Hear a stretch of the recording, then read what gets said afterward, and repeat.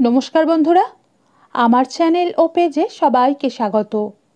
কম তেল মশলায় বানানো গাঁঠি কচুর দারুণ স্বাদের একটি রেসিপি আজ আমি আপনাদের সাথে শেয়ার করব। এর জন্য প্রথমেই এখানে নিয়ে নিয়েছি 200 গ্রাম মতো গাঁঠি কচু আর 2টো আলু। এখন আলু ও কচুর খোসা ছাড়িয়ে আমি এরকম ছোট টুকরো করে কেটে নিয়েছি। এরপর এখানে নিয়ে নিয়েছি 2টো ইলিশ মাছের মুড়ো বা মাথা, যেগুলোকে একটু ছোট টুকরো করে কেটে রেখেছি। মাছের মাথাগুলোকে ছোট টুকরো করে কেটে নিলে ভাজাটা খুব সুন্দর হয়। এর মধ্যে অল্প নুন ও হলুদ গুঁড়ো মাখিয়ে নেব।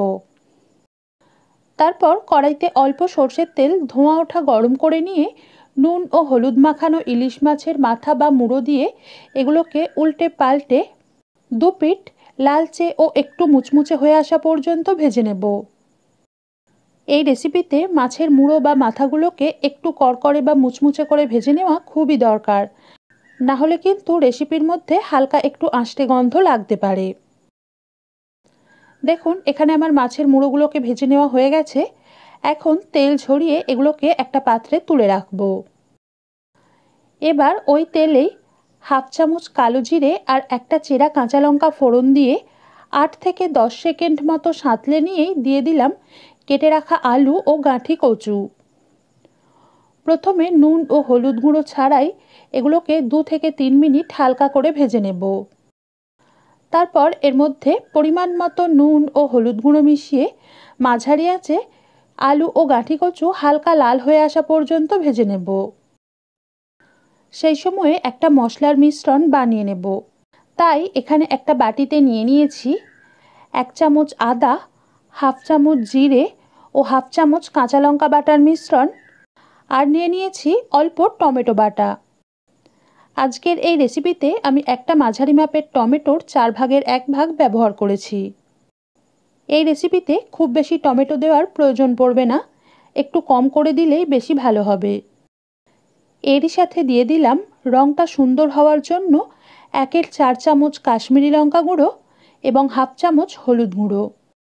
এর মধ্যে অল্প জল দিয়ে সব উপকরণ ভালোভাবে মিশিয়ে নেব। এদিকে আলু ও গাঁঠি কচু হালকা লাল করে ভেজে নেওয়া হয়ে এলে গুলে রাখা মশলা, স্বাদমতো নুন আর টেস্টটাকে ব্যালেন্স করে রেসিপির স্বাদকে আরও বাড়ানোর জন্য কয়েক দানা চিনি মিশিয়ে মাঝারি আঁচে মিনিট 2 কষে নেব। এই পর্যায়ে কষতে কষতে মশলা শুকিয়ে এলে অল্প একটু জল মিশিয়ে কষে নিতে হবে। তারপর ভাজা মাছের মুড়ো মিশিয়ে আরও 1 মিনিট কষে নেব। এবার আলু ও গাঁঠি কচু যাতে ভালোভাবে সিদ্ধ হয়ে যায় তার জন্য খানিকটা গরম জল মিশিয়ে নিলাম। এরই সাথে কয়েকটা গোটা কাঁচা লঙ্কা ছড়িয়ে এটাকে ঢাকনা দিয়ে মাঝারি আঁচে যতক্ষণ না আলু ও গাঁঠি কচু সিদ্ধ হয়ে তরকারিটা একটু রসালো হয়ে আসছে ততক্ষণ পর্যন্ত ফুটতে দেব।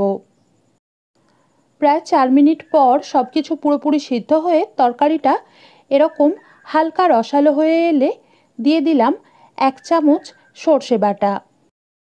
1 চামচ কালো সর্ষের মধ্যে 1 চিমটে নুন, সামান্য একটু কাঁচা লঙ্কা আর অল্প জল দিয়ে মিহি করে বেটে নিয়েছি। তবে এই রেসিপিতে সর্ষে বাটা দেওয়াটা পুরোই ঐচ্ছিক। আপনারা অপছন্দ করলে সর্ষে বাটা ছাড়াও একই পদ্ধতিতে এই রেসিপি বানাতে পারেন। এটাকে ভালোভাবে মিশিয়ে গ্যাস কমিয়ে মিনিট 2 ফুটিয়ে নেব, যাতে সর্ষের কাঁচা ভাব বা গন্ধটা চলে যায়। তারপর স্বাদটা চেখে দেখে প্রয়োজন হলে অ্যাডজাস্ট করে নিয়ে গ্যাস বন্ধ করে সবশেষে 1 চামচ কাঁচা সর্ষের তেল ছড়িয়ে এটাকে কিছুক্ষণ ঢেকে রেখে নামিয়ে নিলেই আজকের রেসিপি পরিবেশনের জন্য তৈরি হয়ে যাবে।